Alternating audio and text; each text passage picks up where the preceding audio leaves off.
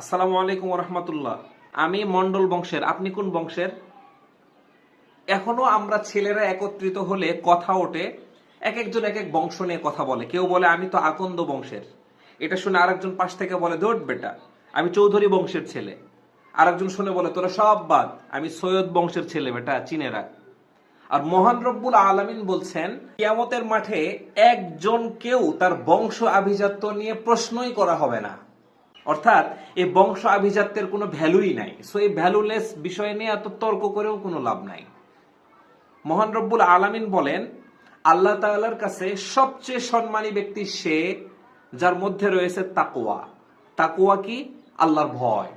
আল্লাহর ভয়কে যে মনের ভিতরে পোষণ করে প্রত্যেক দিনের চলার ক্ষেত্রে সাবধানতা অবলম্বন করে, সেটাই হচ্ছে তাকওয়া। সো এই বংশ আভিজাত্য নিয়ে আর চিল্লাচিল্লি না করি, তাকওয়া অর্জন করি, আল্লাহর ভয় অন্তরে পয়দা করি, তাতে কিয়ামতের মাঠে আল্লাহ রাসূলের সুপারিশ পাওয়া যাবে ইনশাআল্লাহ।